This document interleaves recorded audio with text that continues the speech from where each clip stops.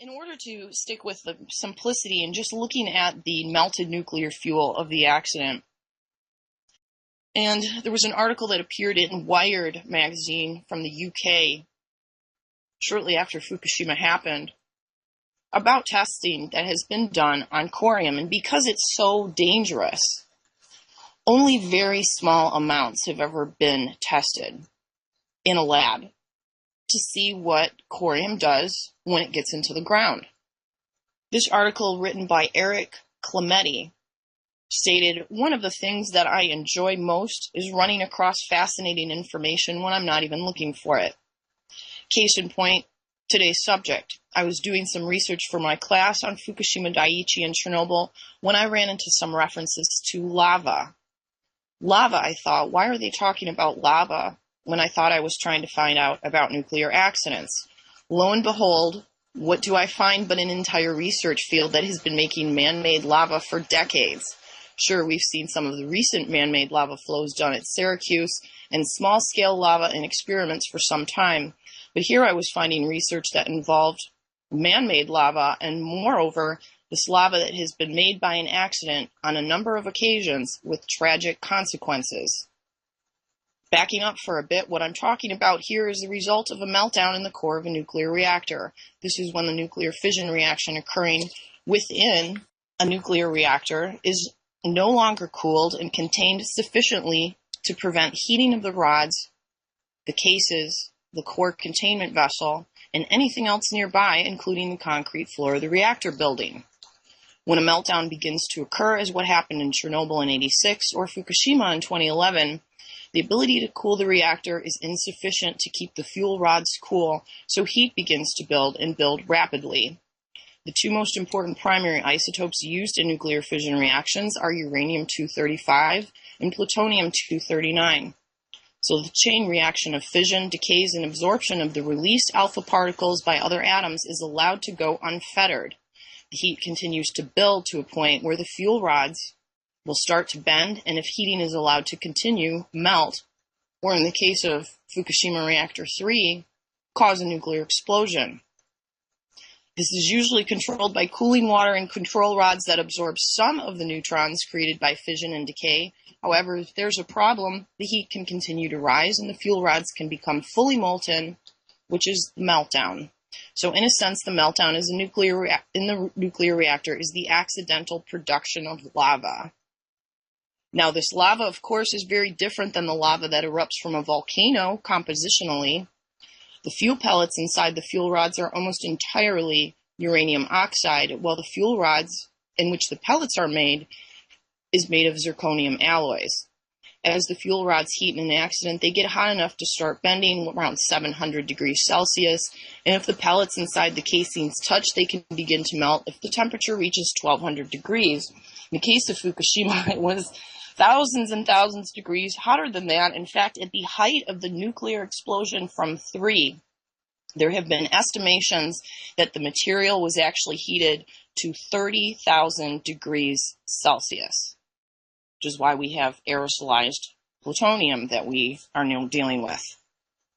If you're going to design safer nuclear reactors, this is where you need to start getting your hands dirty, not literally, of course. How does this corium behave? And more importantly, what happens when overcomponents in a reactor come in contact with it?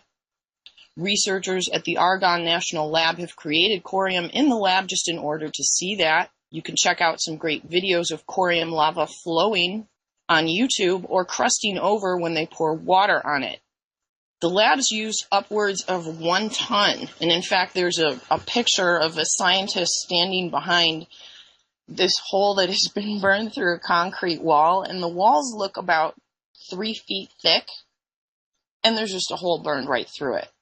And this is where we can use some help with math and dates. They found that corium lava can melt upwards of 30 centimeters of concrete in 1 hour. The NRC estimates were actually quite a bit lower than that, but this is what Argonne Lab had reported. This is why it is so important to know if a nuclear reactor accident has gone into true meltdown, as the corium lava will rapidly melt its way through the inner containment vessels or more in a matter of hours. When we come back, we're going to talk more about that and how we know the U.S. government knows where this corium is. You're listening to Wide Awake News. The China Syndrome. It's about people who lie, and people faced with the agony of telling the truth. Right. People like Kimberly Wells, a television reporter paid to smile, not to think. A few words about a veterinarian who makes house calls on sick fish. Or is it aquarium calls? Richard Adams, a cameraman who never learned how to play by the rules. Wait till you get in that other room and get that radiation all over that cute little body. Jack Goodell, an engineer who knows too much to tell the truth. In anything that man ever does, there's some element of risk, right? Well, that's why we have what we call defense in depth. And cares too much to lie. No accident. It will start with a tremor in a nuclear power plant. Where it will end will depend on 3 people. I would say you're probably lucky to be alive. The same for the rest of Southern California. Jane Fonda. Let's face it, you didn't get this job because of your investigative abilities. Kimberly, don't fight it. Jack Lemmon. There was a vibration. Michael Douglas. I don't know that accident is the right word. Accident is the right word. The China Syndrome. The harder they try, the more resistance they meet. They've got their own security man. Do you hear what I'm saying? Do you want me to make it any clearer? The closer they get, the more threatening it becomes. The China Syndrome. Today, only a handful of people know what it really means. And they're scared. Everybody keep your station! Everybody keep your station! Soon, you will know. The China Syndrome. That's a clip from the 1979 trailer of the China Syndrome movie, which I still haven't seen. I don't even think I need to because we're living it, baby. The 3 Mile Island accident was a slow, partial meltdown of the reactor core, and about 19,000 kilograms of material melted and relocated in about 2 minutes of time. A pool of corium formed at the bottom of the reactor vessel, but the reactor vessel in this case was not breached. Of course, tell that to the people that live in the surrounding communities and have yards full of mutations and all kinds of cancer and sickness in their family. That's from all the venting that was done while the fuel was being cooled. The mass that was found at the bottom of the 3 Mile Island reactor consisted of molten fuel and cladding. Some samples contained small amounts of metallic melt composed of silver and indium. Secondary phase composed of chromium oxide was found in some of the samples.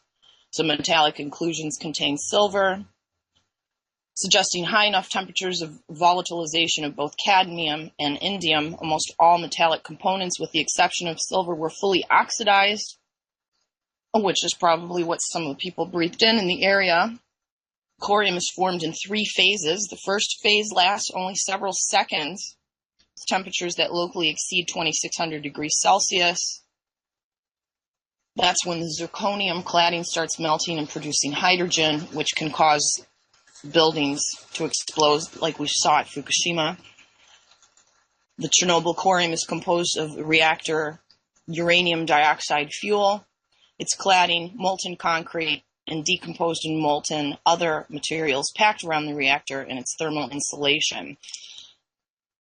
This molten corium settled into the bottom of the reactor shaft, forming a layer of graphite debris on its top, and 8 days after the meltdown, it had penetrated the lowest biological shield and spread on the reactor room floor, releasing large amounts of radionuclides.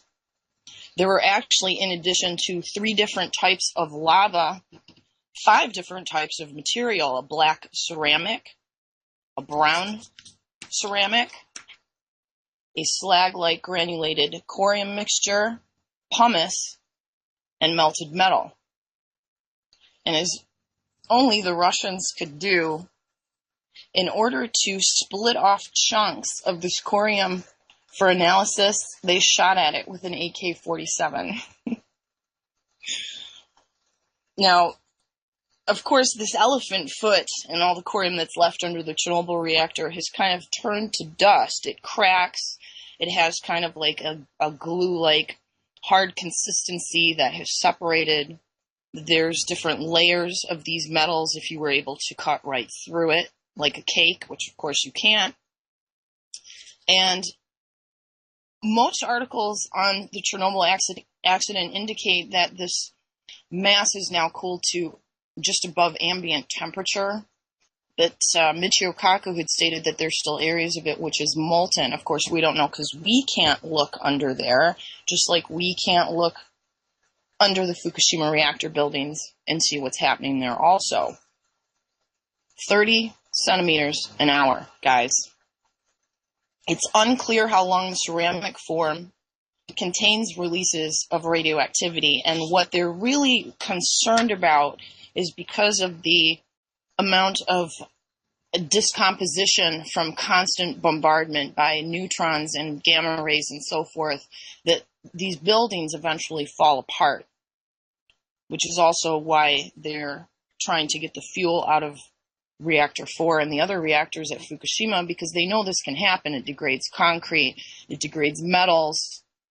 If you take something simple like cesium and combine it with water, you get cesium chloride, which is extremely corrosive to glass. And we're going to be talking about that soon and taping an interview with Loren Murray about material science and the effect that radiation has on our environment and our infrastructure, and that includes planes that are flying. So how do I know the U.S. can look under the plant?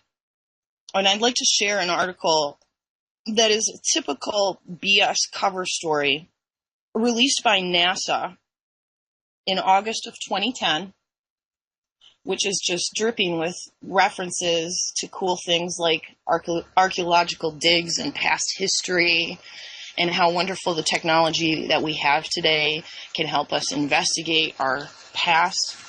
NASA Earth scientists advance space archaeology. 2 NASA Earth scientists have traded in their air-conditioned offices for the sweltering fields of central Turkey. Toiling 9 or more hours per day, 7 days a week, they walk up to 10 miles searching ancient Turkey archaeological grounds for bone fragments, pottery, and tombs. But they aren't using shovels, picks, and brushes to do the job. Instead, scientist Compton Tucker from NASA's Goddard Flight Center in Greenbelt, Maryland, and Joe Nigro, who works at Goddard through Science Systems and Applications Incorporated, are combining NASA satellite data and ground-penetrating radar technology to map and protect areas of archaeological interest for an excavation project. Located at the famed spot where Alexander the Great cut fabled King Midas's Gordon Knot in the past, NASA radar has been used on satellites and spacecrafts to detect ice deposits and to explore deep canyons on the moon's surface. The radar assists in excavation by helping archaeologists identify areas where there are features under the ground, but GPR is also used as a non-invasive technique so that the site doesn't have to be excavated. Stay tuned, you'll see where this is going shortly. We'll be back listening to Wide Awake News.